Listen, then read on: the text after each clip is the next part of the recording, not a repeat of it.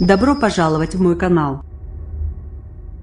Eleanor s'éloigne, mais la tempête hivernale, la quatrième cette saison, aura laissé des traces. Les vents à plus de 140 km/h qui ont touché la moitié nord-est de la France dès mardi soir ont fortement ralenti le trafic routier, ferroviaire et aérien durant la journée. Par ailleurs, un skieur est décédé en Haute-Savoie et 22 personnes ont été blessées, dont 4 grièvement. 35 000 foyers privés d'électricité. Le nombre de départements placés en alerte orange pour vents violents, pluie, inondations, avalanches et tout vague et submersion a nettement diminué ce mercredi, passant de 49 à 36 en début d'après-midi, puis à 20, selon le ministère de l'Intérieur. 6 450 interventions ont été réalisées par les sapeurs-pompiers depuis le début de la tempête. Il précise qu'à 22h, 35 000 foyers sont encore privés d'électricité. Le gestionnaire du réseau électrique Enedis ajoute qu'ils le resteront tout cette nuit. Des domaines skiables des Alpes du Nord fermés chez mercredi. Les domaines skiables des stations des Alpes du Nord ont été en grande majorité fermés, notamment l'intégralité de Chamonix. Si le domaine des Ouches Saint-Gervais a pu ouvrir presque les 3/4 de ses pistes, tout le secteur en altitude est également fermé.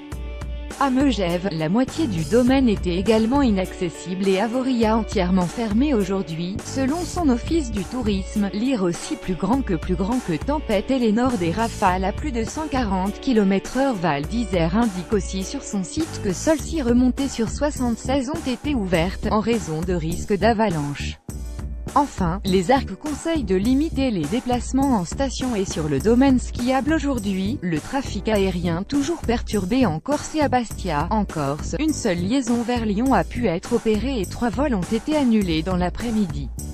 À Calvi, 2 vols ont été annulés tandis qu'à Figari 3 vols ont été déroutés vers Ajaccio où aucune difficulté majeure n'a été constatée, précise la DGAC, ajoutant que les difficultés à Nice et en Corse pourraient persister jusqu'à tard dans la soirée. Par ailleurs, plusieurs routes sont inaccessibles en raison d'un incendie provoqué par la tempête, a annoncé la préfecture de Haute-Corse. En Île-de-France, de nombreuses perturbations sur le réseau transilien. Le trafic est ralenti ce mercredi, les forts vents ayant provoqué des dégâts sur la majorité des lignes, notamment en raison de chutes d'arbres sur les voies ou sur les trains.